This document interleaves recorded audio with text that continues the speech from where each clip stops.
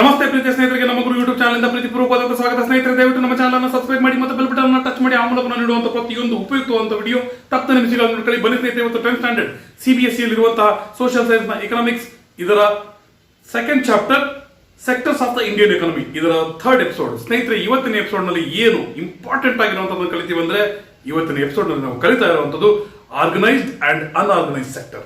ಇದು ಸಹ examination point of view ನಲ್ಲಿ ಬಹಳ ಇಂಪಾರ್ಟೆಂಟ್ ಆಗಿರುವಂತದ್ದು. ಇಲ್ಲಿ ಯಾವ್ಯಾವ ರೀತಿ ಎಕ್ಸಾಮಿನೇಷನ್ ಅಲ್ಲಿ ಕ್ವಶನ್ ಕೇಳಬಹುದು, ಅದಕ್ಕೆ ನೀವು ಯಾವ್ಯಾವ ರೀತಿ ಪ್ರಿಪೇರ್ ಆಗಬೇಕು ಅನ್ನೋದು ನಿಮಗೆ ಅರ್ಥ ಆಗಲಿ ಅನ್ನೋದಕ್ಕೋಸ್ಕರ, ಅದು ನಿಮ್ಗೆ ಬಹಳ ಈಸಿ ಆಗಲಿ ಅನ್ನೋದಕ್ಕೋಸ್ಕರ, ಜೊತೆಗೆ ಬಹಳಷ್ಟು ಜನ ನಮ್ಮ ವಿದ್ಯಾರ್ಥಿಗಳು ಮತ್ತು ವಿದ್ಯಾರ್ಥಿನಿಯರು, ಸರ್ ನೀವು ಮೊದಲಿನ ವಿಡಿಯೋಗಳಲ್ಲಿ ಎಲ್ಲಾ ಪಾಯಿಂಟ್ ಗಳನ್ನ ಹಾಕ್ತಾ ಇದ್ರಿ, ಈಗ ಹೆಚ್ಚು ಪಾಯಿಂಟ್ ಗಳನ್ನ ಹಾಕಿ ಹೇಳ್ತಾ ಇಲ್ಲ, ಬರೀ ಎಕ್ಸ್ಪ್ಲೇನ್ ಮಾಡ್ತಾ ಹೋಗ್ತಿದ್ದೀರಿ ಅಂತ ಹೇಳಿದ್ರೆ, ಅದಕ್ಕೋಸ್ಕರ ನಿಮಗೋಸ್ಕರ ಎಲ್ಲಾ ಪಾಯಿಂಟ್ಸ್ ಗಳನ್ನ ಇಲ್ಲಿ ತಗೊಂಡ್ಬಂದಿದ್ದೀನಿ.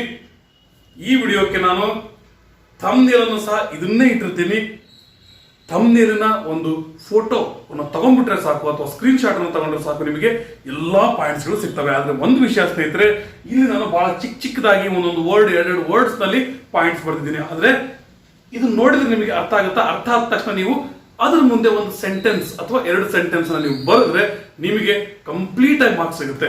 ಯಾಕಂದ್ರೆ ನಾವು ಸೋಷಿಯಲ್ ಸೈನ್ಸ್ ನಲ್ಲಿ ಏನ್ ಮಾಡ್ತಿರ್ತೀವಿ, ಕರೆಕ್ಟ್ ಆಗಿದೆ ಸರ್ ಪಾಯಿಂಟ್ ಅಂತ ಹೇಳಿ ಕೇವಲ ಒಂದು ವರ್ಡ್, ಒಂದು ಸೆಂಟೆನ್ಸ್ ಬರೆದ್ರೆ ಕಂಪ್ಲೀಟ್ ಮಾರ್ಕ್ಸ್ ಸಿಗುವಂತ ಸಾಧ್ಯತೆ ಬಹಳ ಕಡಿಮೆ. ಅದಕ್ಕೋಸ್ಕರ ಒಂದು ವರ್ಡಿನ ಪಾಯಿಂಟೇ ಇರಲಿ ಅಥವಾ ಒಂದು ಸೆಂಟೆನ್ಸಿನ ಪಾಯಿಂಟೇ ಇರಲಿ, ಅದರ ಮುಂದೆ ನೀವು ಅದು ನಿಮಗೆ ಯಾವ ರೀತಿ ಅರ್ಥ ಆಗಿದೆ ಅನ್ನೋದನ್ನ ಅಥವಾ ಅದರ ಇಂಪಾರ್ಟೆನ್ಸ್ ಅನ್ನ ನೀವು ನಿಮ್ಮದೇ ವರ್ಡ್ಸ್ ನಲ್ಲಿ ಬರೀಬೇಕು, ಎಕ್ಸ್ಪ್ಲೇನ್ ಮಾಡಬೇಕು. ನಿಮಗೆ ಅರ್ಥ ಆಗಿದೆ ಅನ್ಕೊಂಡಿದ್ದೀನಿ ಸ್ನೇಹಿತರೆ. ಬನ್ನಿ ಸ್ನೇಹಿತರೆ, ಈ sectors of the Indian economy ಇದರ ಥರ್ಡ್ ಎಪಿಸೋಡ್. ಈ ಥರ್ಡ್ ಎಪಿಸೋಡ್ ನಲ್ಲಿ ನಾವು ಸ್ಟಡಿ ಮಾಡ್ತಾ ಇರುವಂತದ್ದು ಆರ್ಗನೈಸ್ಡ್ ಅಂಡ್ ಅನ್ಆರ್ಗನೈಸ್ಡ್ ಸೆಕ್ಟರ್. ಸ್ನೇಹಿತರೆ, ಹಿಂದಿನ ಎರಡು ಎಪಿಸೋಡ್ಗಳಲ್ಲಿ ನೀವು ಇದೇ ಇಂಡಿಯನ್ ಇಕಾನಮಿಯನ್ನ ಇಕನಾಮಿಕ್ ಆಕ್ಟಿವಿಟೀಸ್ ಗಳ ಆಧಾರದ ಮೇಲೆ ಕ್ಲಾಸಿಫೈ ಮಾಡಿದ್ವಿ ಅಥವಾ ಗ್ರೂಪ್ ಮಾಡಿದ್ವಿ, ಅದ್ರ ಬಗ್ಗೆ ಸ್ಟಡಿ ಮಾಡಿದ್ವಿ. ಅಂದ್ರೆ primary sector, secondary sector, tertiary sector, ಈ ರೀತಿ ಮಾಡಿದಂತ ಕ್ಲಾಸಿಫಿಕೇಶನ್ ಬಗ್ಗೆ ಸ್ಟಡಿ ಮಾಡಿದ್ವಿ. ಈಗ ಇದೇ ಇಂಡಿಯನ್ ಇಕಾನಮಿಯನ್ನ ಇನ್ನೊಂದು ರೀತಿ ಸಹ ಕ್ಲಾಸಿಫೈ ಅಥವಾ ಗ್ರೂಪ್ ಮಾಡಬಹುದು. ಅದು ಯಾವುದರ ಆಧಾರದ ಮೇಲೆ ಅಂದ್ರೆ, according to the way people are employed. ಜನ ಯಾವ ರೀತಿ ಎಂಪ್ಲಾಯ್ಡ್ ಆಗಿದ್ದಾರೆ, ಯಾವ ರೀತಿ ಜನ ಯಾವ ರೀತಿಯ ಕಂಡೀಷನ್ ಅಲ್ಲಿ ವರ್ಕ್ ಮಾಡ್ತಾ ಇದ್ದಾರೆ ಅನ್ನೋಂಥದನ್ನ ನೋಡಿ, ಅದ್ರ ಮೇಲೆ ಇಂಡಿಯನ್ ಎಕಾನಮಿಯನ್ನು ನಾವು ಎರಡು ರೀತಿ ಡಿವೈಡ್ ಮಾಡ್ತೀವಿ. ಒಂದೇದು ಆರ್ಗನೈಸ್ಡ್ ಸೆಕ್ಟರ್, ಇನ್ನೊಂದು ಅನ್ಆರ್ಗನೈಸ್ಡ್ ಸೆಕ್ಟರ್. ಸ್ನೇಹಿತರೆ, ಇದು ಎಕ್ಸಾಮಿನೇಷನ್ ಪಾಯಿಂಟ್ ನಲ್ಲಿ ಅಂದ್ರೆ ಎಕ್ಸಾಮಿನೇಷನ್ ಪಾಯಿಂಟ್ ಆಫ್ ವ್ಯೂ ನಲ್ಲಿ ಬಹಳ ಅಂದ್ರೆ ಬಹಳ ಇಂಪಾರ್ಟೆಂಟ್ ಆಗಿದೆ. ನಿಮಗೆ ಈ ಕಾನ್ಸೆಪ್ಟ್ ನಿಂದಾನು ಸಹ ಪ್ರಶ್ನೆಗಳು ಬಂದೇ ಬರ್ತವೆ. ನೀವು ಒಂದಿಲ್ಲ ಇನ್ನೊಂದು ಎಕ್ಸಾಮ್ ಅನ್ನ ನೀವು ಬರೀತಿರಲ್ಲ, ಈ ಕಾನ್ಸೆಪ್ಟ್ ಗಳನ್ನ ಬಿಟ್ಟು ನಿಮಗೆ ಕ್ವಶನ್ ಪೇಪರ್ ನ ಮಾಡೋದು ಬಹಳ ಅಂದ್ರೆ ಬಹಳ ಕಷ್ಟ. ಅದಕ್ಕೋಸ್ಕರ ಬಹಳ ಇಂಪಾರ್ಟೆಂಟ್ ಆಗಿರುವಂತ ಕಾನ್ಸೆಪ್ಟ್. ಇದರಲ್ಲಿ ನಾವು ಇವತ್ತು ಏನೇನು ಸ್ಟಡಿ ಮಾಡ್ತೀವಿ ಅಂದ್ರೆ, ಒಂದು ಎಕ್ಸಾಂಪಲ್ ಅನ್ನು ಕೊಟ್ಟಿದ್ದಾರೆ, story of Kanta and Kamal. ಇದೇನು ಅಷ್ಟು ಇಂಪಾರ್ಟೆಂಟ್ ಅಲ್ಲ, ಆದ್ರೆ ಇದನ್ನು ಬಿಟ್ಟು ನಂತರ ನಾವು ನೋಡೋದೇನು, ಮುಖ್ಯವಾಗಿ ನಾವು ನೋಡೋದೇನು ಸ್ನೇಹಿತರೆ, ಇಲ್ಲಿ definition of organised sector and unorganised sector, ಇವುಗಳನ್ನು ನೋಡ್ತೀವಿ. ನಂತರ ಆರ್ಗನೈಸ್ಡ್ ಸೆಕ್ಟರ್ ನಲ್ಲಿರುವಂತಹ ಬೆನಿಫಿಟ್ಸ್ ಏನು, ಅದೇ ರೀತಿ ಆರ್ಗನೈಸ್ಡ್ ಸೆಕ್ಟರ್ ನಲ್ಲಿ ಬೆನಿಫಿಟ್ಸ್ ಆಗಿತ್ತು ಅಂದ್ರೆ ಅನ್ಆರ್ಗನೈಸ್ಡ್ ಸೆಕ್ಟರ್ ನಲ್ಲಿ ಅದು ಇರೋದೇ ಇಲ್ಲ. ಹಾಗಾಗಿ ಆ ಪ್ರಾಬ್ಲಮ್ ಅನ್ನು ಜನ ಫೇಸ್ ಮಾಡ್ತಿರ್ತಾರೆ. ಈ ರೀತಿ ಕಂಪೇರ್ ಮಾಡ್ತಾ ಸ್ಟಡಿ ಮಾಡಬಹುದು. ನಂತರ ಆರ್ಗನೈಸ್ಡ್ ಸೆಕ್ಟರ್ ನಲ್ಲೇ ಒಂದಿಷ್ಟು ಪ್ರಾಬ್ಲಮ್ ಗಳನ್ನ ಇತ್ತೀಚೆಗೆ ಕಾಣಬಹುದು, ಅವು ಯಾವ್ಯಾವು. ನಂತರ ಈ ಅನ್ಆರ್ಗನೈಸ್ಡ್ ಸೆಕ್ಟರ್ ನಲ್ಲಿ ಇರುವಂತಹ ಜನ ಯಾರು, ಯಾರು ಬಹಳ ಈ ಅನ್ಆರ್ಗನೈಸ್ಡ್ ಸೆಕ್ಟರ್ಗೆ ಹೋಗಿ ಸಿಲುಕೊಳ್ಳುವಂತಹ ಜನ ಯಾರು ಅಂದ್ರೆ, ಹೂ ಆರ್ ಮೋರ್ ವಲ್ನರಬಲ್, ಯಾರು ಈ ಅನ್ಆರ್ಗನೈಸ್ಡ್ ಸೆಕ್ಟರ್ ನಲ್ಲಿರುವಂತಹ ಪ್ರಾಬ್ಲಮ್ಸ್ ಗಳಿಗೆ ಸಿಕ್ಕಾಕೊಳ್ಳೋದಕ್ಕೆ ಯಾರಿಗೆ ಬಹಳ ಸಾಧ್ಯತೆ ಇರುತ್ತೆ, ಅಂತಹ ಜನ ಯಾರು, ಅವ್ರನ್ನ ನೋಡ್ತೀವಿ.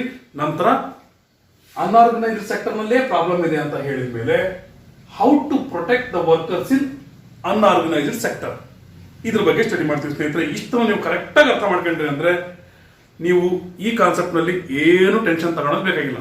ಬನ್ನಿ ಸ್ನೇಹಿತರೆ, ಈಗ ಕಾಂತಾ ಮತ್ತು ಕಮಲ್ ಇವರ ಎಕ್ಸಾಂಪಲ್ ತಗೊಂಡು ಸ್ಟಡಿ ಮಾಡೋಣ. ನೋಡಿ, ಈ ಕಾಂತಾ ಅವರು ಇವರು ಬಹಳ ಫೇಮಸ್ ನಿಮಗೆ. ಯಾಕಂದ್ರೆ ನೀವು 7ನೇ ತರಗತಿಯಲ್ಲಿ DP ಅಥವಾ ಸಿವಿಕ್ಸ್ ಓದ್ತಿದ್ರಲ್ಲ, ಅವಾಗೂ ಇವ್ರ ಎಕ್ಸಾಂಪಲ್ ಬಂದಿತ್ತು. ಈಗೂ ಸಹ 10th ಸ್ಟ್ಯಾಂಡರ್ಡ್ ಬಂದ್ರು ಈ ಆಂಟಿ ಅವರು ಮತ್ತೆ ಮತ್ತೆ ಬರ್ತಿರ್ತಾರೆ. ಈಗ ಈ ಕಾಂತಾ ಆಂಟಿ ಅವರು ಮತ್ತು ಕಮಲ್ ಅಂಕಲ್ ಅವರು, ಇವರ ಲೈಫ್ ಯಾವ ರೀತಿ ನಡೀತಾ ಇದೆ ಅನ್ನೋದನ್ನು ನೋಡಿ ಅದ್ರ ಮೇಲೆ ನಾವು ಆರ್ಗನೈಸ್ಡ್ ಸೆಕ್ಟರ್ ಮತ್ತು ಅನ್ಆರ್ಗನೈಸ್ಡ್ ಸೆಕ್ಟರ್ ಅನ್ನ ನೋಡ್ಬೋದು. ಈಗ ಮೊದಲು ಕಾಂತಾ ಅವರು, ಇವ್ರು ನೋಡಿ ಬೆಳಿಗ್ಗೆ 9 ಕೆಲಸಕ್ಕೆ ಹೋದ್ರು ಅಂದ್ರೆ ನೀಟಾಗಿ ಸಾಯಂಕಾಲ 5 ಮನೆಗೆ ಬಂದ್ಬಿಡ್ತಾರೆ. ಅದೇ ಈ ಕಡೆ ಕಮಲ್ ಅವ್ರು ನೋಡಿ, ಪಾಪ ಇವರು ಅಳ್ತಾರೆ.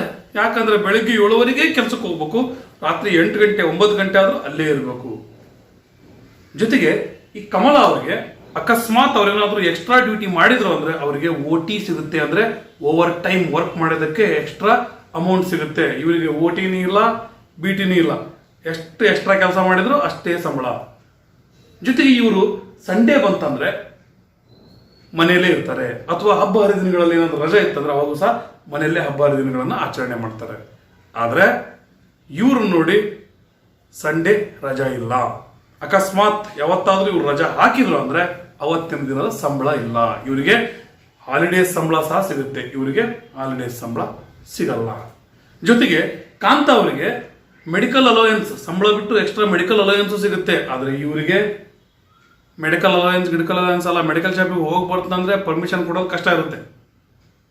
ನಂತರ ಕಾಂತ ಅವರು ಅಪಾಯಿಂಟ್ ಆಗೋ ಸಮಯದಲ್ಲಿ, ಯಾಕಂದ್ರೆ ಆಫೀಸ್ನಲ್ಲಿ ಕೆಲಸ ಮಾಡ್ತಾರಲ್ಲ, ಈ ಆಫೀಸ್ನಲ್ಲಿ ಕೆಲಸ ಮಾಡುವಂತ ಇವರು ಅಪಾಯಿಂಟ್ ಆಗೋ ಸಮಯದಲ್ಲಿ ಇವರ ವರ್ಕಿಂಗ್ ಅವರ್ಸ್ ಎಷ್ಟು ಸಂಬಳ, ಇವ್ರನ್ನ ಹಾಗೆ ತೆಗೆದುಹಾಕಕ್ಕಾಗಲ್ಲ. ಅಕಸ್ಮಾತ್ ತೆಗೆದು ಹಾಕಬೇಕಾದಂತ ಸಂದರ್ಭ ಬಂದರೂ ಸಹ ಬಹಳ ಸರಿಯಾದಂತ ಕಾರಣವನ್ನು ಕೊಡಬೇಕು. ಇಷ್ಟು ತಿಂಗಳು ಮೊದಲೇ ಅವರಿಗೆ ತಿಳಿಸಿರ್ಬೇಕು. ಈ ರೀತಿ ಅನೇಕ ವಿಷಯಗಳನ್ನ ಅಪಾಯಿಂಟ್ಮೆಂಟ್ ಲೆಟರ್ ನಲ್ಲಿ ಬರೆದಿರ್ತಾರೆ. ಆದ್ರೆ ನಮ್ಮ ಕಮಲ್ ಅವರಿಗೆ ಯಾವುದೇ ರೀತಿಯ ಅಪಾಯಿಂಟ್ಮೆಂಟ್ ಲೆಟರ್ ಇಲ್ಲ. ಯಾವಾಗ ಬೇಕಾದ್ರೂ ಕೆಲಸದಿಂದ ತೆಗೆದಾಕ್ಬಿಡ್ಬೋದು. ಎಷ್ಟು ಹೆಚ್ಚು ಹೊತ್ತು ಬೇಕು ಅಷ್ಟು ಹೆಚ್ಚು ಹೊತ್ತು ಕೆಲಸಕ್ಕೆ ಅವ್ರನ್ನ ಇಟ್ಕೋಬಹುದು. ಜೊತೆಗೆ ಕಮಲಾ ಅವರಿಗೆ PF ಸಿಗುತ್ತೆ. PF ಅಂದ್ರೆ ಪ್ರಾವಿಡೆಂಟ್ ಫಂಡ್. ಅಂದ್ರೇನು, ನಾವು ಕೆಲಸ ಮಾಡ್ತಿರ್ಬೇಕಾದ್ರೆ ಎಲ್ಲ ಹಣವನ್ನು ನಮ್ಮ ಕೈಯಲ್ಲಿ ಕೊಟ್ಬಿಟ್ರೆ ಸುಮ್ಮನೆ ಖರ್ಚು ಮಾಡ್ಕೊಂಡು ಹೋಗ್ಬಿಡ್ತಾರೆ ಅಂತಂದು ಹೇಳಿ ನಮ್ಮ ಸ್ಯಾಲರಿಯಲ್ಲೇ ಒಂದಿಷ್ಟು ಭಾಗವನ್ನು ತೆಗೆದಿಡ್ತಾರೆ. ಜೊತೆಗೆ ನಮ್ಮ ಎಂಪ್ಲಾಯರ್ ಯಾರಿರ್ತಾರೆ ಅವರು ಸಹ ಒಂದಿಷ್ಟು ಹಣವನ್ನು ಅದಕ್ಕೆ ಸೇರಿಸಬೇಕು. ಸೇರಿಸಿದ ನಂತರ ಅದನ್ನ ಬ್ಯಾಂಕ್ ನಲ್ಲಿ ಇಟ್ಟಿರ್ತಾರೆ. ಅದಕ್ಕೆ ಸರ್ಕಾರ ಬಡ್ಡಿ ಸಹ ಕೊಡುತ್ತೆ. ಅರ್ಥ ಆಯ್ತಾ ಸ್ನೇಹಿತರೆ? ಈ ರೀತಿ ಅಥವಾ ಒಂದೊಂದು ದೇಶಗಳಲ್ಲಿ ಒಂದೊಂದು ರೀತಿಯ ಒಂದು ಸಿಸ್ಟಮ್ ಇರುತ್ತೆ. ಅರ್ಥ ಆಯ್ತಾ? ಈ ರೀತಿ ಇರುವಂತಹ PF ಇದರ ಅವಕಾಶ ಸಹ ಇದೆ. ಯಾರಿಗೆ? ಕಾಂತ ಅವರಿಗೆ. ಆದ್ರೆ ಕಮಲ್ ಅವರಿಗೆ ಈ ರೀತಿಯ ಅವಕಾಶ ಇಲ್ಲ. ಸಂಬಳ ಸಿಗೋದ ಕಷ್ಟ ಇರ್ತತಿ ಅಂತದ್ರಾಗ PF ಬಗ್ಗೆ ಯೋಚನೆ ಮಾಡೋಂಗೂ ಇಲ್ಲ. ಕಾಂತ ಅವರಿಗೆ ಒಳ್ಳೆ ಸ್ಯಾಲರಿ ಇರುತ್ತೆ. ಕಮಲ್ ಅವರಿಗೆ ಅಷ್ಟು ಹೊತ್ತು ಕೆಲಸ ಮಾಡಿದ್ರು ಸಹ ಸ್ಯಾಲರಿ ಬಹಳ ಕಡಿಮೆ ಇರುತ್ತೆ. ಸ್ನೇಹಿತರೆ, ಈ ರೀತಿ ಅನೇಕ ಜನರನ್ನ ನೀವು ನೋಡಿರ್ತೀರಿ. ಇವು ಎರಡು ಉದಾಹರಣೆಗಳನ್ನು ಯಾಕೆ ಕೊಟ್ಟಿದ್ದಾರೆ, ಎಕ್ಸಾಂಪಲ್ ಯಾಕೆ ಕೊಟ್ಟಿದ್ದಾರೆ ಅಂದ್ರೆ, ಕಾಂತ ಇವರು ಆರ್ಗನೈಸ್ಡ್ ಸೆಕ್ಟರ್ ವರ್ಕರ್ಗೆ ಎಕ್ಸಾಂಪಲ್ ಆದ್ರೆ, ಕಮಲ್ ಇವರು ಅನ್ಆರ್ಗನೈಸ್ಡ್ ಸೆಕ್ಟರ್ ವರ್ಕರ್ಗೆ ಎಕ್ಸಾಂಪಲ್ ಆಗ್ತಾರೆ. ಅರ್ಥ ಆಯ್ತಾ ಸ್ನೇಹಿತರೆ? ಈಗ ನಾವು ಆರ್ಗನೈಸ್ಡ್ ಸೆಕ್ಟರ್ ಅಂದ್ರೆ ಏನು, ಜೊತೆಗೆ ಅನ್ಆರ್ಗನೈಸ್ಡ್ ಸೆಕ್ಟರ್ ಅಂದ್ರೆ ಏನು ಅನ್ನೋದನ್ನ ಅರ್ಥ ಮಾಡ್ಕೊಳ್ಳೋಣ. ಸ್ನೇಹಿತರೆ, ಆರ್ಗನೈಸ್ಡ್ ಸೆಕ್ಟರ್ ಅಂದ್ರೆ ಏನು, ಇದನ್ನ ಯಾಕೆ ಆರ್ಗನೈಸ್ಡ್ ಸೆಕ್ಟರ್ ಅಂತಾರೆ ಅಂದ್ರೆ, ಇಲ್ಲಿ ಆರ್ಗನೈಸ್ಡ್ ಆಗಿ ಒಂದಿಷ್ಟು ಕೆಲಸಗಳು ನಡೀತವೆ. ಅಂದ್ರೆ ಫಾರ್ಮಲ್ ಪ್ರೋಸೆಸಸ್ ನಡೀತವೆ. Formal processes and procedures are followed. Because of that only it is considered as organized sector. Why it is considered as organized sector? Because here some formal processes and procedures are followed. However, what do you mean by organized sector? Organized sector is a sector in which terms of employment are regular. ನೋಡ್ರಿ, ಯಾವಾಗ ಬೇಕು ಅವಾಗ ಕೆಲಸ ತಗೊಳೋದು, ಯಾವಾಗ ಬೇಕು ಅವಾಗ ಕೆಲಸದಿಂದ ತೆಗೆಯೋದು ಇಲ್ಲ. Terms of employment are regular and registered by the government. And it is registered by the government. Government ನಲ್ಲಿ ರಿಜಿಸ್ಟರ್ ಆಗಿರುತ್ತೆ. ಮತ್ತು they have to follow the rules and regulations created by the government or laws formed by the government have to be followed. Have understood? In which enterprises are in which working areas regular employment is there, or terms of employment is regular and it is registered by the government and they follow rules and regulations framed by the government. Such working areas or such enterprises or such sector is known as organized sector. ಅರ್ಥ ಆಯ್ತಾ ಸ್ನೇಹಿತರೆ? ಈಗ ಯಾವ rules ಗಳನ್ನ regulation ಗಳನ್ನ ನಾವು follow ಮಾಡಬೇಕಂತ ನಮಗೆ ಡೌಟ್ ಬರಬಹುದು. ಒಂದಿಷ್ಟು ಲಾಗಳನ್ನ ಅಂದ್ರೆ ಕಾನೂನುಗಳನ್ನ ನಮ್ಮ ಗವರ್ನಮೆಂಟ್ ಫಾರ್ಮ್ ಮಾಡಿರ್ತವೆ. ಅವು ಯಾವುವು ಅಂದ್ರೆ factory act, minimum wages act, payment of gratuity act, shops and establishments acts. ಈ ರೀತಿ ಅನೇಕ ಆಕ್ಟ್ಸ್ಗಳು ಅಥವಾ ಲಾಗಳಿರ್ತವೆ. ಇವುಗಳನ್ನ ಕರೆಕ್ಟ್ ಆಗಿ ಫಾಲೋ ಮಾಡುವಂತಹ ಸೆಕ್ಟರ್ ಗಳಿಗೆ ನಾವು ಏನಂತೀವಿ, ಅಥವಾ ವರ್ಕಿಂಗ್ ಏರಿಯಾಗಳಿಗೆ, ಎಂಟರ್ಪ್ರೈಸಸ್ ಗಳಿಗೆ ನಾವು ಆರ್ಗನೈಸ್ಡ್ ಸೆಕ್ಟರ್ ಎಂಟರ್ಪ್ರೈಸಸ್ ಅಂತೀವಿ. ಅರ್ಥ ಆಗ ಸ್ನೇಹಿತರೆ? ಇದನ್ನ ಯಾಕೆ ಆರ್ಗನೈಸ್ಡ್ ಸೆಕ್ಟರ್ ಅಂತೀವಿ? ಈಗ ಆಲ್ರೆಡಿ ಹೇಳಿದ್ನಲ್ಲ, ಇಲ್ಲಿ ಒಂದಿಷ್ಟು ಫಾರ್ಮಲ್ ಪ್ರೋಸೆಸ್ ಅನ್ನ, ಪ್ರೊಸೀಜರ್ಸ್ ಅನ್ನ ಫಾಲೋ ಮಾಡ್ತಾರೆ. ಇನ್ನೊಂದ್ಸಾರಿ ಹೇಳ್ತೀನಿ, ಸರಿಯಾಗಿ ಅರ್ಥ ಮಾಡ್ಕೊಳ್ರಿ ಸ್ನೇಹಿತರೆ. Organised sector means it is A sector which covers those enterprises or working areas where the term of employment are regular and registered by the government and they follow rules and regulations formulated by the government. ಅರ್ಥಾತ್ ಸ್ನೇಹಿತರೆ, ಈಗ unorganised sector ಅಂದ್ರೆ ಏನು ಅನ್ನೋದು ನೋಡೋಣ. Unorganised sector is also a sector in which government rules and regulations are not followed. Term of employment are not regular or irregular and then they are not registered by the government, and where government rules and regulations are not followed, though there are some rules and regulations, ಅಲ್ಲಿ rules and regulations ಸ್ವಲ್ಪ ಇರ್ತವೆ, ಆದ್ರೂ ಅವುಗಳು ಸರಿಯಾಗಿ follow ಆಗಲ್ಲ. ಇದನ್ನ ಇನ್ನೊಂದು ರೀತಿ ಹೇಗೆ ಹೇಳ್ಬೋದು, unorganized sector is a sector in which small and scattered units are there and then they are largely outside the control of the government. Here organized sector, it is there in the control of the government, it is registered by the government and then they have to follow all the rules and regulations. Here they are not following rules and regulations. Here also there are number of rules and regulations but they are not followed. ಅರ್ಥ ಆಯ್ತಾ ಸ್ನೇಹಿತರೆ? ಈಗ ನಿಮಗೆ organised sector ಅಂದ್ರೇನು ಮತ್ತು unorganised sector ಅಂದ್ರೇನು ಇವುಗಳ difference ಗೊತ್ತಾಯ್ತು ಅನ್ಕೊಂಡಿದ್ದೀನಿ. ಸ್ನೇಹಿತರೆ, ಇಲ್ಲಿ ನೀವು ಮುಖ್ಯವಾದಂತ ಡಿಫರೆನ್ಸ್ ಏನು, ಇಲ್ಲಿ ಗವರ್ನಮೆಂಟ್ ನ ಕಂಟ್ರೋಲ್ ನಲ್ಲಿ ಇರ್ತವೆ, ಜೊತೆಗೆ ಟರ್ಮ್ಸ್ ಆಫ್ ಎಂಪ್ಲಾಯ್ಮೆಂಟ್ ರೆಗ್ಯುಲರ್ ಇರುತ್ತೆ. ಇಲ್ಲಿ terms of employment is not regular and they are not in the control of government. ಅರ್ಥಾತ್ ಸ್ನೇಹಿತರೆ, ಇವೆರಡು ಪಾಯಿಂಟ್ಸ್ ಅನ್ನು ಇಟ್ಟುಕೊಂಡೇ ನೀವು ಎರಡು ಡೆಫಿನಿಷನ್ ಸಹ ಬರೀಬಹುದು. ನಿಮಗೆ ಇದು ಅರ್ಥ ಆಗಿದೆ ಅನ್ಕೊಂಡಿದ್ದೀನಿ ಸ್ನೇಹಿತರೆ. ಈಗ ಈ ಅನ್ಆರ್ಗನೈಸ್ಡ್ ಸೆಕ್ಟರ್ ಇದರಲ್ಲಿ ಬಹಳ ಮುಖ್ಯವಾಗಿ ಅಂದ್ರೆ ಸಣ್ಣ ಪುಟ್ಟ ಕೆಲಸ ಮಾಡ್ತಾರೆ ನೋಡ್ರಿ, ಸೆಲ್ಫ್ ಎಂಪ್ಲಾಯ್ಡ್ ಪೀಪಲ್, ಅಲ್ಪ ಸ್ವಲ್ಪ ರಿಪೇರಿ ಮಾಡುವಂತವ್ರು ಅಥವಾ ಕ್ರಾಫ್ಟ್ ಪರ್ಸನ್ಸ್ ಅಥವಾ ಲ್ಯಾಂಡ್ಲೆಸ್ ಲೇಬರರ್ಸ್, ಜೊತೆಗೆ ಪರ್ಮನೆಂಟ್ ಅಲ್ಲದಂತಹ ಲೇಬರರ್ಸ್ ಅಥವಾ ಕ್ಯಾಶುವಲ್ ಲೇಬರರ್ಸ್, ಇವರೆಲ್ಲರನ್ನು ಸಹ ನಾವು ಅನ್ಆರ್ಗನೈಸ್ಡ್ ಸೆಕ್ಟರ್ ನಲ್ಲಿ ನೋಡಬಹುದು. ಸ್ನೇಹಿತರೆ, ಇಷ್ಟು ಅರ್ಥ ಆದ ನಂತರ ನಾವು ಬೆನಿಫಿಟ್ಸ್ ಆಫ್ ಆರ್ಗನೈಸ್ಡ್ ಸೆಕ್ಟರ್ಸ್ ಜೊತೆಗೆ ಪ್ರಾಬ್ಲಮ್ಸ್ ಆಫ್ ಅನ್ಆರ್ಗನೈಸ್ಡ್ ಸೆಕ್ಟರ್, ಇದರಲ್ಲಿ ಬೆನಿಫಿಟ್ ಇದೆ ಅಂದ್ರೆ ಇದರಲ್ಲಿ ಅದು ಇಲ್ಲ ಅಂತ, ಅದೇ ಪ್ರಾಬ್ಲಮ್ ಅಂತ, ಆ ರೀತಿ ನಾವು ಕಂಪೇರ್ ಮಾಡ್ತಾನೆ ಸ್ಟಡಿ ಮಾಡಿದ್ರೆ ಸುಲಭವಾಗಿ ಅರ್ಥ ಮಾಡ್ಕೊಳ್ಬಹುದು. ಬನ್ನಿ ಸ್ನೇಹಿತರೆ, ಮೊದಲಿಗೆ benefits in organised sector. In organised sector there is job security or there is employment security. People cannot be removed from the job without giving proper reason and without giving proper due time. ಕೆಲಸದಿಂದ ತಿಳ್ತಿರೋದಂಗೆ ತೆಗಕ್ ಆಗಲ್ಲ, ಅವರಿಗೆ job security ಅಥವಾ employment security ಇರುತ್ತೆ ಸ್ನೇಹಿತರೆ. ಆದ್ರೆ unorganised sector ನಲ್ಲಿ work ಮಾಡುವಂತ ಜನರಿಗೆ ಈ ರೀತಿಯ ಜಾಬ್ ಸೆಕ್ಯೂರಿಟಿ ಇರಲ್ಲ. ಯಾವಾಗ್ಲಾದ್ರೂ ಅವ್ರನ್ನ ಕೆಲಸದಿಂದ ತೆಗೆದುಹಾಕಬಹುದು. Without giving any reason, without showing any proper reason, they can be asked to leave. Have you understood? They can be asked to leave without any reason. Nantara, the people, those who are working in organized sector, they have good salary. But unorganized sector people are low paid. Arthada ಸ್ನೇಹಿತರೆ, ನಂತರ ಇಲ್ಲಿ ನೋಡಿ, fixed number of hours work means it is next benefit in organized sector. The people, those who are working in organized sector, they have to work only for fixed number of hours. ಇಷ್ಟು ಗಂಟೆಯಿಂದ ಇಷ್ಟು ಗಂಟೆ, ಬೆಳಗ್ಗೆ 9:30 ಅಥವಾ 10 ಗಂಟೆಯಿಂದ ಸಾಯಂಕಾಲ 4:30 ಅಥವಾ 5 ಗಂಟೆ ಅಂದ್ರೆ ಅಷ್ಟೇ ಹೊತ್ತು ಕೆಲಸ ಮಾಡೋದು, ಅದಕ್ಕಿಂತ ಹೆಚ್ಚು ಹೊತ್ತು ಕೆಲಸ ಮಾಡಿ ಅಂತ ಹೇಳಕ್ ಬರಂಗಿಲ್ಲ. ಆದ್ರೆ ಅನ್ಆರ್ಗನೈಸ್ಡ್ ಸೆಕ್ಟರ್ ನಲ್ಲಿ ಈ ರೀತಿಯ fixed number of hours work ಇರಲ್ಲ. ಅರ್ಥ ಸ್ನೇಹಿತರೆ, ನಂತರ ಆರ್ಗನೈಸ್ಡ್ ಸೆಕ್ಟರ್ ನ ನೆಕ್ಸ್ಟ್ ಬೆನಿಫಿಟ್ ಅಂದ್ರೆ ಓಟಿ ಅಂದ್ರೆ ಓವರ್ ಟೈಮ್. ಅಂದ್ರೆ ಆರ್ಗನೈಸ್ಡ್ ಸೆಕ್ಟರ್ ನಲ್ಲಿ fixed number of hours work ಏನಿರುತ್ತೆ, ಅದಕ್ಕಿಂತ ಏನಾದ್ರು ಎಕ್ಸ್ಟ್ರಾ ವರ್ಕ್ ಮಾಡಿದ್ರೆ ಎಕ್ಸ್ಟ್ರಾ ಕೊಡಬೇಕು ಅಮೌಂಟ್ ಅನ್ನ. ಆದ್ರೆ ಅನ್ಆರ್ಗನೈಸ್ಡ್ ಸೆಕ್ಟರ್ ನಲ್ಲಿ ಈ ರೀತಿ ಇರಲ್ಲ. ನಂತರ ಆರ್ಗನೈಸ್ಡ್ ಸೆಕ್ಟರ್ ನಲ್ಲಿರುವಂತಹ ನೆಕ್ಸ್ಟ್ ಇಂಪಾರ್ಟೆಂಟ್ ಬೆನಿಫಿಟ್ ಏನಂದ್ರೆ ದೇ ಹ್ಯಾವ್ ಪೇಡ್ ಲೀವ್ಸ್. ಅವರು ಲೀವ್ ಹಾಕಿದ್ರು ಸಹ ಆ ಲೀವ್ಗಳ ಸಮಯದಲ್ಲೂ ಸಹ ಆ ದಿನಕ್ಕೂ ಸಹ ಅವರಿಗೆ ಸಂಬಳ ಸಿಗುತ್ತೆ. ಇಎಲ್, ಸಿಎಲ್ ಅಂತ ಇರ್ತವೆ. ಸಿಎಲ್ ಅಂದ್ರೆ ಕ್ಯಾಶುವಲ್ ಲೀವ್, ಅವುಗಳನ್ನು ಹಾಕಿದ್ರು ಸಹ ಅವರಿಗೆ ಸಂಬಳ ಸಿಗುತ್ತೆ. ಇಎಲ್ ಅಂದ್ರೆ ಅರ್ನ್ಡ್ ಲೀವ್ ಅಂತ ಬರ್ತವೆ. ಈ ಅರ್ನ್ಡ್ ಲೀವ್ ಅಂದ್ರೆ ಏನು, ಈ ಅರ್ನ್ಡ್ ಲೀವ್ ಗಳಲ್ಲಿ ಏನಾದ್ರು ಬಳಸಿಲ್ಲ ಅಂದ್ರೆ 10 ಅರ್ನ್ಡ್ ಲೀವ್ ಗಳನ್ನ ಬಳಸಿಲ್ಲ ಅಂದ್ರೆ 10 ದಿನದ ಸಂಬಳ ಅವರಿಗೆ ಅಕೌಂಟಿಂಗ್ ಬಿಡುತ್ತೆ. ಈ ರೀತಿಯ ಲೀವ್ಸ್ ಅವು ಸಹ ಇರ್ತವೆ. ಆದ್ರೆ ಅನ್ಆರ್ಗನೈಸ್ಡ್ ಸೆಕ್ಟರ್ ನಲ್ಲಿ ಇದು ಇರಲ್ಲ. ನಂತರ they have paid holidays. Sundays ಆಗಿರ್ಲಿ ಅಥವಾ ಯಾವುದೇ ರೀತಿಯ ಹಾಲಿಡೇಸ್ ಆಗಿರ್ಲಿ, ಅವತ್ತಿನ ದಿನ ಅವರು ಕೆಲಸ ಮಾಡಕ್ ಹೋಗಿಲ್ಲ ಅಂದ್ರೂ ಸಹ they are going to get salary for that day also. But in unorganised sector they don't have such facility. ಇದ್ರ ನಂತರ next benefit in organised sector they have PF. PF ಅಂದ್ರೆ ಪ್ರಾವಿಡೆಂಟ್ ಫಂಡ್. ಈಗ ಆಲ್ರೆಡಿ ಹೇಳಿದೀನಿ, worker ಅವರಿಂದನೂ ಸಹ ಒಂದಿಷ್ಟು amount ಅನ್ನ ತೆಗಿತಾರೆ, ಡಿಪಾಸಿಟ್ ಮಾಡ್ತಾರೆ. ಜೊತೆಗೆ ಎಂಪ್ಲಾಯರ್ ಸಹ ಒಂದಿಷ್ಟು ಅಮೌಂಟ್ ಅನ್ನ ಡಿಪಾಸಿಟ್ ಮಾಡ್ತಾರೆ. ಜೊತೆಗೆ ಒಂದಿಷ್ಟು ದೇಶಗಳಲ್ಲಿ ಸರ್ಕಾರ ಕೊಡೋದಿರ್ಲಿ ಅಥವಾ ಅದ್ರ ಮೇಲೆ ಬಡ್ಡಿ ಬರುತ್ತಲ್ಲ, ಅದೆಲ್ಲ ಸೇರಿ ಏನಂತೀವಿ ನಾವು ಪಿ ಎಫ್ ಅಂತೀವಿ. ಈ ರೀತಿಯ ಪಿ ಎಫ್ ವ್ಯವಸ್ಥೆ ಸಹ ಇರುತ್ತೆ. ಇದು ಅವರು ರಿಟೈರ್ಡ್ ಆದಾಗ ಅಥವಾ ಮಧ್ಯದಲ್ಲಿ ಅವ್ರಿಗೆ ಏನಾದ್ರು ಹಣಕಾಸಿನ ತೊಂದರೆ ಬಂದ್ರೆ ಈ ಪಿ ಎಫ್ ಅಮೌಂಟ್ ಎಷ್ಟಾಗಿರುತ್ತೆ ಅದ್ರ ಮೇಲೆ ಬಹಳ ಅಂದ್ರೆ ಬಹಳ ಕಡಿಮೆ ಬಡ್ಡಿಗೆ ಸಾಲ ಸಿಗುತ್ತೆ. ಹೊರಗಡೆ ಹೋದ್ರೆ ಬಹಳಷ್ಟು ಹೆಚ್ಚು ಬಡ್ಡಿ ಕೊಡ್ಬೇಕಾಗುತ್ತೆ. ಆ ಮೂಲಕ ಸಹ ಇದು ಹೆಲ್ಪ್ ಮಾಡುತ್ತೆ. ಜೊತೆಗೆ ಮಧ್ಯದಲ್ಲಿ ನಾವು ಈ ಪಿ ಎಫ್ ಅಮೌಂಟ್ ಅನ್ನು ಬಿಡಿಸ್ಕೊಳ್ಬೇಕಂದ್ರೆ ಆ ಪಿ ಎಫ್ ಅಮೌಂಟ್ ಅನ್ನು ಬಿಡಿಸ್ಕೊಳ್ಬಹುದು.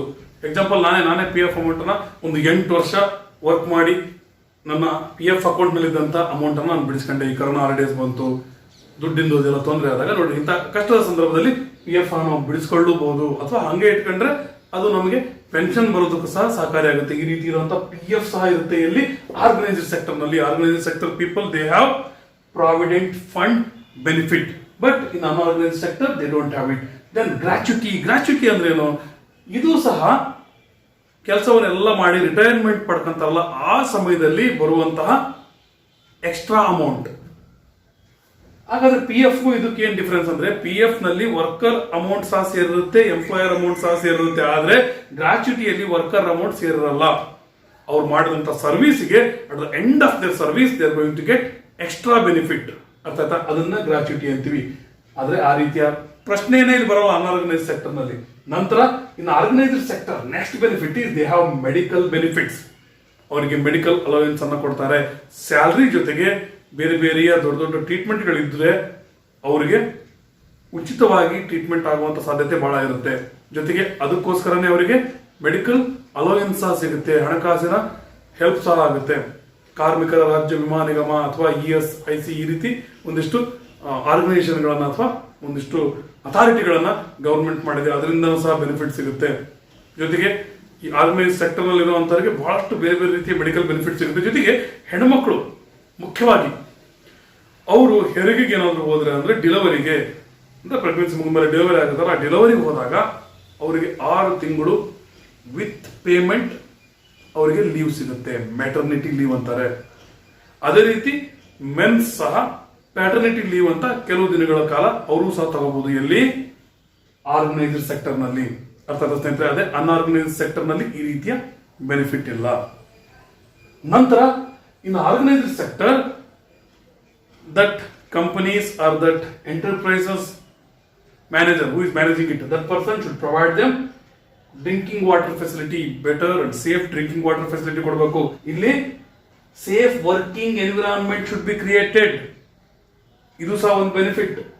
ಆರ್ಗನೈಸ್ಡ್ ಸೆಕ್ಟರ್ ನಲ್ಲಿ ಸೇಫ್ ವರ್ಕಿಂಗ್ ಎನ್ವಿರಾನ್ಮೆಂಟ್ ಸಹ ಅವರಿಗೆ ಸಿಗುತ್ತೆ. ಆದ್ರೆ ಇಲ್ಲಿ ಸೇಫ್ ವರ್ಕಿಂಗ್ ಎನ್ವಿರಾನ್ಮೆಂಟ್ ಅನ್ನ ಅವರು ಎಕ್ಸ್ಪೆಕ್ಟ್ ಮಾಡೋಕೆ ಆಗೋದಿಲ್ಲ. ಅಕಸ್ಮಾತ್ ಸೇಫ್ಟಿ ಇಲ್ಲ ಅಂದ್ರೆ ಸಹ ವರ್ಕ್ ಮಾಡ್ತಾರೆ. ಬಹಳಷ್ಟು ಕಡೆ ನೋಡ್ತೀರಿ, ಬಿಲ್ಡಿಂಗ್ ಕಟ್ಟೋದ್ರಲ್ಲಿ, ಬೇರೆ ಬೇರೆ ಕೆಲಸದಲ್ಲಿ, ಬ್ರಿಡ್ಜ್ ಮತ್ತು ಡ್ಯಾಮ್ ಗಳನ್ನ ಕಟ್ಟೋದ್ರಲ್ಲಿ ಅದೆಲ್ಲ ನೋಡಿರ್ತೀರಿ, ಅನೇಕ ಜನ ಸತ್ತೇ ಹೋಗ್ತಾರೆ.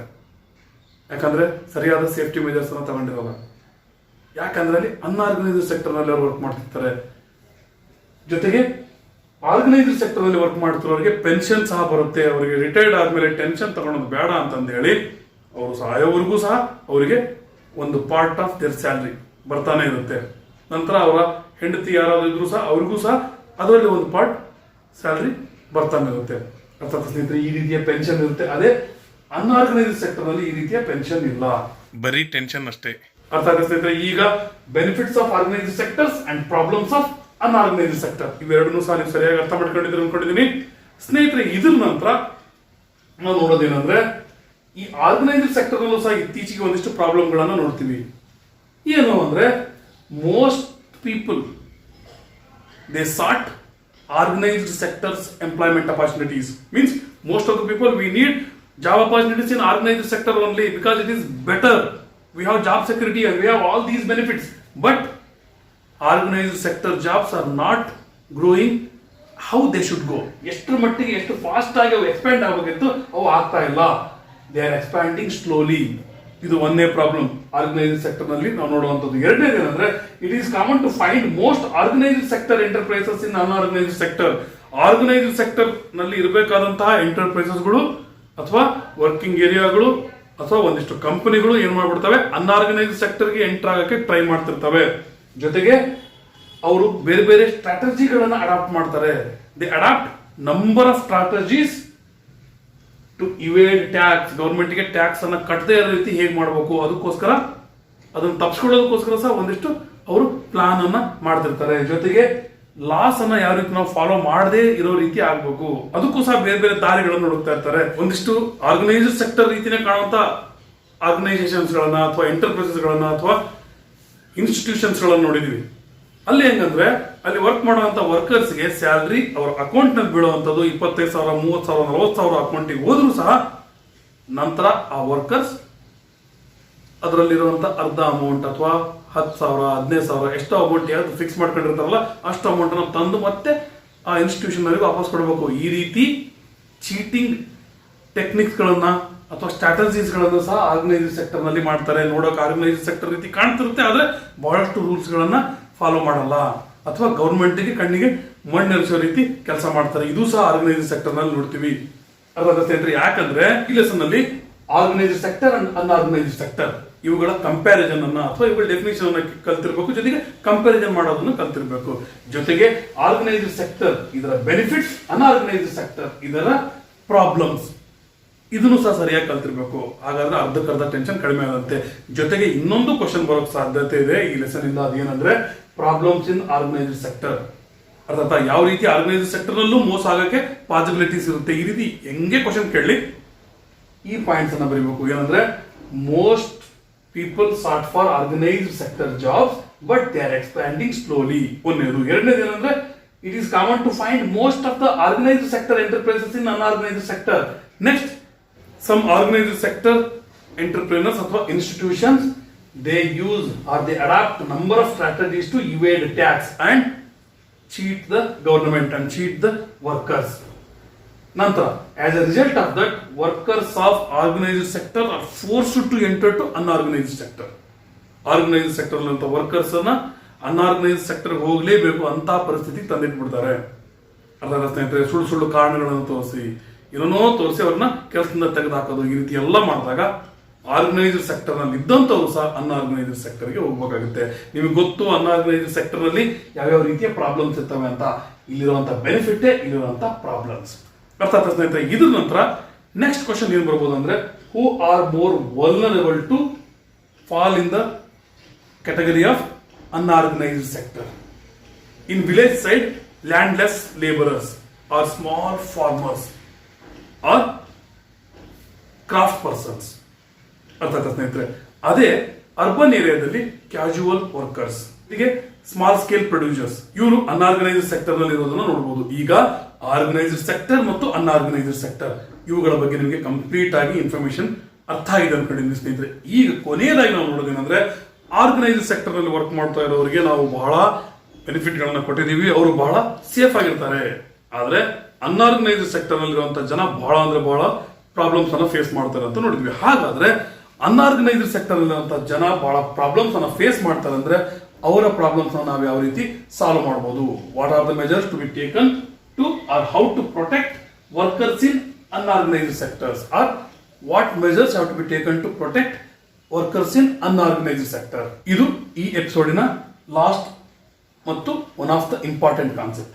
ಫಸ್ಟ್ ಒನ್, ಈ ರೂರಲ್ ಏರಿಯಾದಲ್ಲಿರುವಂತಹ ಅನ್ಆರ್ಗನೈಸ್ಡ್ ಸೆಕ್ಟರ್ ವರ್ಕರ್ಸ್ಗೆ ನಾವು ಯಾವ ರೀತಿ ಪ್ರೊಟೆಕ್ಷನ್ ಕೊಡಬೇಕು ಅಂದ್ರೆ, adequate facility for timely delivery of seeds. ಯಾಕಂದ್ರೆ ರೂರಲ್ ಏರಿಯಾದಲ್ಲಿ ಮುಖ್ಯವಾಗಿ ಸ್ಮಾಲ್ ಫಾರ್ಮರ್ಸ್ ಅನ್ಆರ್ಗನೈಸ್ಡ್ ಸೆಕ್ಟರ್ ನಲ್ಲಿ ಇರ್ತಾರೆ ಅಥವಾ ಲ್ಯಾಂಡ್ಲೆಸ್ ಲೇಬರರ್ಸ್ ಇರ್ತಾರೆ.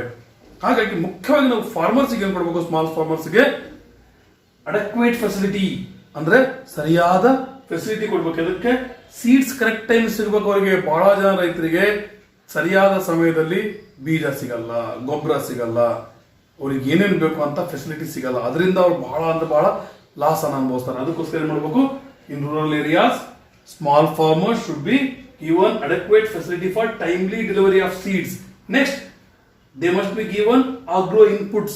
Government should take some measures to give better agro facilities. That means agro inputs, agricultural inputs. ಇದರ ನಂತರ storage facility should be given for small farmers. ಯಾಕೆ ಅಂದ್ರೆ ಅವರಿಗೆ ಒಳ್ಳೆ ರೇಟ್ ಸಿಗ್ತಾ ಇಲ್ಲ ಅಂದ್ರೂ ಸಹ ಅವ್ರಿಗೆ ಗೊತ್ತಿರುತ್ತೆ ತಾವು ಬೆಳೆದಂತ ಬೆಳೆಗೆ ಒಳ್ಳೆ ರೇಟ್ ಬರ್ಬೇಕಂತ.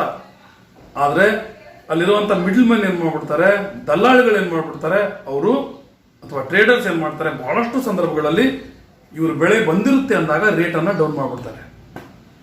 ಒಳ್ಳೆ ಬೆಳೆ ಬಂತು, ಭೂಮಿ ತಾಯಿ ಒಳ್ಳೆ ವರ ಕೊಟ್ಲು ಅಂದ್ರೂ ಸಹ ಮನುಷ್ಯರು ಅದನ್ನ ತಗೊಳಕ್ ಬಿಡಲ್ಲ. ಹಾಗಂತ ಹೇಳಿ ಅದನ್ನ ತೆಗೆದಿಟ್ಟು ಒಳ್ಳೆ ರೇಟ್ ಬಂದಾಗ ಮಾರ್ಬೇಕಂದ್ರೆ ಇವರಿಗೆ ಸ್ಟೋರೇಜ್ ಮಾಡುವಂತ ಕೆಪಾಸಿಟಿ ಇರೋಲ್ಲ. ಅದಕ್ಕೋಸ್ಕರ ಒಳ್ಳೆ ಕೋಲ್ಡ್ ಸ್ಟೋರೇಜ್ ಯೂನಿಟ್ಸ್ ಆಗಿರಲಿ ಅಥವಾ ಒಳ್ಳೆಯ ಸ್ಟೋರೇಜ್ ಅನ್ನು ಮಾಡುವಂತ ಫೆಸಿಲಿಟೀಸ್ ಅನ್ನ ಆಗಿರಲಿ ಗವರ್ನಮೆಂಟ್ ಕೊಡಬೇಕು. ಅವಾಗ ಅನ್ಆರ್ಗನೈಸ್ಡ್ ಸೆಕ್ಟರ್ ಇರುವಂತಹ ರೂರಲ್ ಫಾರ್ಮರ್ಸ್ಗೆ ಅಥವಾ ಮೇನ್ಲಿ ಸ್ಮಾಲ್ ಫಾರ್ಮರ್ಸ್ಗೆ ಹೆಲ್ಪ್ ಮಾಡಬಹುದು. ನಂತರ ಅವರಿಗೆ ಚೀಪ್ ಕ್ರೆಡಿಟ್ ಸಹ ಕೊಡಬೇಕು. Rural poor farmers are small farmers must be given cheap credit facilities. Have understood? ಅದರಿಂದ ಸಹ ನಾವು ಅನ್ಆರ್ಗನೈಸ್ಡ್ ಸೆಕ್ಟರ್ ವರ್ಕರ್ಸ್ ಅನ್ನ ಪ್ರೊಟೆಕ್ಟ್ ಮಾಡಬಹುದು. ಜೊತೆಗೆ marketing outlet should be provided. ಅವರಿಗೆ ಚೆನ್ನಾಗಿ ಮಾರ್ಕೆಟಿಂಗ್ ಮಾಡೋ ರೀತಿ ಅಂದ್ರೆ ಒಳ್ಳೆಯ ಲಾಭಕ್ಕೆ ಅವರು ಬೆಳೆದಿರುವಂತಹ ವಸ್ತುಗಳನ್ನ ಸೇಲ್ ಮಾಡೋದಕ್ಕೆ ಅನುಕೂಲ ಆಗೋ ರೀತಿ ಮಾರ್ಕೆಟಿಂಗ್ ಫೆಸಿಲಿಟೀಸ್ ಸಹ ಸಿಗಬೇಕು. ಇಲ್ಲ ಒಂದು ಊರಲ್ಲಿ ಒಂದೇ ಒಂದು ಅಂಗಡಿ ಅವ್ರು ಹೇಳಿದಕ್ಕೆ ಅವ್ರು ಕೊಡ್ಬೇಕು ಅನ್ನಂಗಿತ್ತಂದ್ರೆ ಎಷ್ಟೇ ಬೆಳೆದ್ರು ಲಾಭ ಇಲ್ಲ. ಆ ರೀತಿ ಆಗೋ ಸಾಧ್ಯತೆ ಇರುತ್ತೆ. ಅದಕ್ಕೋಸ್ಕರ ಒಳ್ಳೆಯ ಮಾರ್ಕೆಟಿಂಗ್ ಫೆಸಿಲಿಟಿ ಕೊಡಬೇಕು. ಇದು ರೂರಲ್ ಏರಿಯಾದಲ್ಲಿರುವಂತಹ ಅನ್ಆರ್ಗನೈಸ್ಡ್ ಸೆಕ್ಟರ್ ವರ್ಕರ್ಸ್ ಅನ್ನ ಅಥವಾ ಸ್ಮಾಲ್ ಫಾರ್ಮರ್ಸ್ ಅನ್ನ ಪ್ರೊಟೆಕ್ಟ್ ಮಾಡೋದಕ್ಕೆ ಇರುವಂತಹ ಮೆಜರ್ಸ್ಗಳು ಅಥವಾ ಇವುಗಳನ್ನ ಮಾಡಬಹುದು.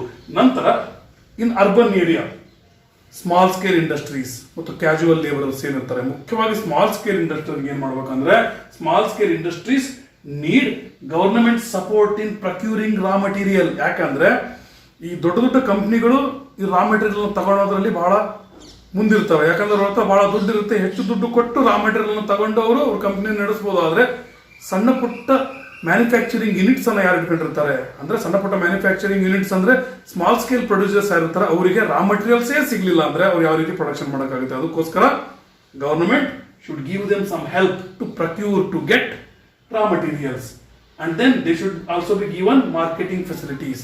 ಅರ್ಥ ಆಯ್ತಾ? ಇದ್ರ ನಂತರ casual workers and artisans they may be there in village side or city side. That means in rural side or urban side they must be protected. ಅರ್ಥ ಆಗ ಸ್ನೇಹಿತರೆ? ಇದ್ರ ನಂತರ ನಾವು ಇನ್ನೊಂದು ಮುಖ್ಯವಾದ ವಿಷಯ ಅದು ಏನು ಅಂದ್ರೆ SC, ST ಮತ್ತು OBC ಶೆಡ್ಯೂಲ್ಡ್ ಕ್ಯಾಸ್ಟ್ಸ್, ಶೆಡ್ಯೂಲ್ಡ್ ಟ್ರೈಬ್ಸ್ ಮತ್ತು ಅದರ್ ಬ್ಯಾಕ್ವರ್ಡ್ ಕ್ಲಾಸಸ್. ಇವರು ಅನ್ಆರ್ಗನೈಸ್ಡ್ ಸೆಕ್ಟರ್ ನಲ್ಲಿ ಬಹಳಷ್ಟು ಜನ ಇರ್ತಾರೆ ಸ್ನೇಹಿತರೆ. ಇವರಿಗೆ ಇರ್ರೆಗ್ಯುಲರ್ ಜಾಬ್ ಅಪಾರ್ಚುನಿಟೀಸ್ ಆಗಿರ್ಲಿ ಅಥವಾ ಕೇವಲ ಈ ಲೋ ವೇಜಸ್ ಆಗಿರ್ಲಿ, ಜಾಬ್ ಸೆಕ್ಯೂರಿಟಿ ಇಲ್ಲದೆ ಇರುವಂತದ್ದಾಗಿರ್ಲಿ, ಇದಷ್ಟೇ ಅಲ್ಲ, ಇದ್ರ ಜೊತೆಗೆ ಸೊಸೈಟಿಯಲ್ಲೂ ಸಹ ಅವರಿಗೆ ಈಕ್ವಲ್ ರೆಸ್ಪೆಕ್ಟ್ ಇರಲ್ಲ, ಸೆಲ್ಫ್ ಡಿಗ್ನಿಟಿಯನ್ನು ಪಡ್ಕೊಳ್ಳೋದಕ್ಕಾಗಲ್ಲ. ಈ ರೀತಿಯ ಸಮಸ್ಯೆಯನ್ನು ಸಹ ಅವರು ಎದುರಿಸ್ತಿರ್ತಾರೆ. They also face social discrimination. ಅದಕ್ಕೋಸ್ಕರನೇ protection and support to unorganized sector workers is thus necessary for both economic and social development. ಇದನ್ನು ಸಹ ಒಂದು ಸೆಂಟೆನ್ಸ್ ಕೊಟ್ಟು ಕ್ವಶನ್ ಏನಾದ್ರು ಮಾಡಿದ್ರೆ ಯಾವ ರೀತಿ ಆನ್ಸರ್ ಮಾಡಬೇಕು? Protection and support for unorganized sector workers, it is not only necessary for economic development, it is also necessary for social development. ಅರ್ಥ ಆಯ್ತಾ ಸ್ನೇಹಿತರೆ? ಯಾಕಂದ್ರೆ ಈ SC, ST ಮತ್ತು ಬ್ಯಾಕ್ವರ್ಡ್ ಕ್ಲಾಸ್ ಪೀಪಲ್ ಅವರಿಗೆ ಸೊಸೈಟಿಯಲ್ಲಿ ಸೋಷಿಯಲ್ ಡಿಸ್ಕ್ರಿಮಿನೇಷನ್ ಸಹ ಆಗುತ್ತೆ. ಅದಕ್ಕೋಸ್ಕರನೂ ನಾವು ಏನ್ ಮಾಡಬೇಕು? ಅನ್ಆರ್ಗನೈಸ್ಡ್ ಸೆಕ್ಟರ್ಸ್ ನಲ್ಲಿ ವರ್ಕ್ ಮಾಡುವಂತ ವರ್ಕರ್ಸ್ಗೆ ಪ್ರೊಟೆಕ್ಷನ್ ಅನ್ನ ಕೊಡಬೇಕು. ಅರ್ಥ ಸ್ನೇಹಿತರೆ, ಇಲ್ಲಿಗೆ ಇವತ್ತಿನ ಎಪಿಸೋಡ್ ಮುಗಿತು. ಇವತ್ತಿನ ಎಪಿಸೋಡ್ ನಲ್ಲಿ ನಾವು ಏನೇನನ್ನ ಕಲ್ತಿದೀವಿ ಅನ್ನೋದನ್ನ ಒಂದ್ಸಾರಿ ರಿಕ್ಯಾಪ್ಯುಲೇಟ್ ಮಾಡ್ಕೊಳ್ಳಿ. Organised sector and unorganised sector ಇವುಗಳ ಮೀನಿಂಗ್ ಅಥವಾ ಡೆಫಿನಿಷನ್ ಇದ್ರ ಬಗ್ಗೆ ಸ್ಟಡಿ ಮಾಡಿದ್ವಿ, ಜೊತೆಗೆ ಕಂಪೇರ್ ಮಾಡ್ತಾನೆ ಸ್ಟಡಿ ಮಾಡಿದ್ವಿ. ನಂತರ benefits of organised sector as well as problems in unorganised sector. ಇದು ಎರಡನೆಯ ಇಂಪಾರ್ಟೆಂಟ್ ಕಾನ್ಸೆಪ್ಟ್. ಇದು ನಿಮಗೆ ಸರಿಯಾಗಿ ಅರ್ಥ ಆಗಿದೆ ಅನ್ಕೊಂಡಿದ್ದೀನಿ ಸ್ನೇಹಿತರೆ. ಮೂರನೇ ಇಂಪಾರ್ಟೆಂಟ್ ಕಾನ್ಸೆಪ್ಟ್ ಏನಂದ್ರೆ ಇತ್ತೀಚೆಗೆ ಅಂದ್ರೆ nowadays there are some problems in organised sectors also. What are those? ಅದ್ರ ಬಗ್ಗೆ ನಾವು ಸ್ಟಡಿ ಮಾಡಿದ್ವಿ. ನಂತರ ನಾವು ನೋಡಿದ್ದೇನೆಂದ್ರೆ who are vulnerable to unorganised sector, ಇದ್ರ ಬಗ್ಗೆ ನೋಡಿದ್ವಿ. ಕೊನೆಯದಾಗಿ ನೋಡಿದ್ದೇನು ಅಂದ್ರೆ how to protect workers in unorganised sector. ಇವೇ ಕೆಲವು ಕಾನ್ಸೆಪ್ಟ್ ಗಳನ್ನ ಕಲ್ತಿದ್ವಿ. ಇದನ್ನ ಕರೆಕ್ಟ್ ಆಗಿ ಕಲೀರಿ. ಈ ಕಾನ್ಸೆಪ್ಟ್ ಗಳು ನಿಮಗೆ ಎಕ್ಸಾಮಿನೇಷನ್ ಅಲ್ಲಿ ಬಂದೇ ಬರ್ತವೆ. ಅದರಲ್ಲಿ ಬಹಳ ಮುಖ್ಯ ಅಂದ್ರೆ benefits for organised sector workers and problems for unorganised sector workers. ಇದನ್ನೇ ಕಲ್ತ್ಬಿಟ್ರೆ ಇಲ್ಲಿಗೆ ಇದನ್ನು ಬರಿಬಹುದು, ಇಲ್ಲಿಗೆ ಇದನ್ನು ಬರಿಬಹುದು, ಸ್ವಲ್ಪ ಉಲ್ಟಾ ಮಾಡಿ ಬರೆಯೋದಷ್ಟೇ. ಅದರ ನಂತರ how to protect the workers in unorganised sector. ಇವು ಎರಡು ಕಾನ್ಸೆಪ್ಟ್ ನೋಡ್ರಿ. Benefit for organised sector, problems in unorganised sector ಅಂತ ಒಂದು, ಜೊತೆಗೆ how to protect the workers in unorganised sector. ಇವು ಇಷ್ಟು ಕಾನ್ಸೆಪ್ಟ್ ನ ಕರೆಕ್ಟ್ ಆಗಿ ಕಲ್ತಿದ್ರಿ ಅಂದ್ರೆ ಬಹಳಷ್ಟು ಟೆನ್ಷನ್ ಹೊರಗೆ ಹೋತು ಅಂತಾನೆ. ಇವು ಎರಡರಲ್ಲಿ ಒಂದು ಕಾನ್ಸೆಪ್ಟ್ ನಿಮಗೆ ಎಕ್ಸಾಮಿನೇಷನ್ ನಲ್ಲಿ ಕೇಳ್ತಾರೆ. ಒಂದಿಲ್ಲ ಇನ್ನೊಂದು ಪರೀಕ್ಷೆಯಲ್ಲಿ ಈ ಕಾನ್ಸೆಪ್ಟ್ಗಳು ಬಂದೇ ಬರ್ತವೆ. ಅದಕ್ಕೋಸ್ಕರ ನಾನು ಇಲ್ಲಿ ಪಾಯಿಂಟ್ಸ್ ಅನ್ನು ಬರೆದಿದ್ದೀನಿ. ಇದನ್ನ ಕರೆಕ್ಟ್ ಆಗಿ ನೋಡಿ ಸ್ಟಡಿ ಮಾಡಿ, ಇದನ್ನ ನೋಡಿ ಬರ್ಕೊಳ್ಳಿ. ಜೊತೆಗೆ ಆಲ್ರೆಡಿ ಹೇಳಿದ್ದೀನಿ, ಒಂದು ಪಾಯಿಂಟ್ ಅನ್ನು ಬರೆದ್ರೆ ಅಂದ್ರೆ ಅದ್ರ ಮುಂದೆ ನಾನು ಏನು ಎಕ್ಸ್ಪ್ಲೇನ್ ಮಾಡಿದೆ ಅದನ್ನ ಒಂದು ಸೆಂಟೆನ್ಸ್ 2 ಸೆಂಟೆನ್ಸ್ ಅನ್ನು ಸೇರಿಸಿ, ಅವಾಗ ಮಾರ್ಕ್ಸ್ ಕಟ್ ಆಗದೆ ಇರೋ ರೀತಿಯಲ್ಲಿ ನೀವು ಚೆನ್ನಾಗಿ ಸ್ಕೋರ್ ಮಾಡ್ತೀರಿ. ಜೊತೆಗೆ ಸೇರಿಸಿ ಅಂತ ಹೇಳಿದೆ ಅಂತ ಹೇಳಿ ಸುಮ್ಮನೆ ಬಾಯಿಗೆ ಬಂದು ಸೇರ್ಸೋದಲ್ಲ, ಕರೆಕ್ಟ್ ಆಗಿರುವಂತ ಎಕ್ಸ್ಪ್ಲನೇಷನ್ ಏನ್ ಸೇರಿಸಬೇಕು ಅದನ್ನು ಸೇರಿಸಿ. ಸ್ನೇಹಿತರೆ, ಇವತ್ತಿನ ಎಪಿಸೋಡ್ ನಲ್ಲಿ ಇಷ್ಟು ಸಾಕು. ಮುಂದಿನ ಎಪಿಸೋಡ್ ಅಂದ್ರೆ ಈ lesson 4th and final episode. ಅದರಲ್ಲಿ ಇಂಡಿಯನ್ ಎಕಾನಮಿಯನ್ನು ನಾವು on the basis of ownership ಯಾವ ರೀತಿ ಕ್ಯಾಟಗರೈಸೇಷನ್ ಮಾಡ್ತೀವಿ ಅಥವಾ ಗ್ರೂಪ್ ಮಾಡ್ತೀವಿ, ಪಬ್ಲಿಕ್ ಸೆಕ್ಟರ್ ಮತ್ತು ಪ್ರೈವೇಟ್ ಸೆಕ್ಟರ್, ಇದ್ರ ಬಗ್ಗೆ ಸ್ಟಡಿ ಮಾಡಿದ್ವಿ ಅಂದ್ರೆ ಈ ಲೆಸನ್ ಕಂಪ್ಲೀಟ್ ಆಗಿ ಮುಗೀತು. ಇಲ್ಲಿವರೆಗೂ ನೋಡಿದ್ದಕ್ಕೆ ಧನ್ಯವಾದಗಳು. ನಮ್ಮ ಪ್ರಯತ್ನ ನಿಮ್ಗೆ ಇಷ್ಟ ಆದರೆ ಲೈಕ್ ಮಾಡಿ, ಪ್ರೋತ್ಸಾಹವನ್ನು ಕಾಮೆಂಟ್ ಮೂಲಕ ತಿಳಿಸಿ, ಹೆಚ್ಚು ಜನಕ್ಕೆ ತಕ್ಷಣ ನಮ್ಮ ಚಾನಲ್ನ ವಿಡಿಯೋದ ಲಿಂಕ್ಗಳನ್ನು ಶೇರ್ ಮಾಡಿ. ಇಲ್ಲಿವರೆಗೂ ನೋಡಿದ್ದಕ್ಕೆ ಧನ್ಯವಾದಗಳು. Take care, be happy, bye.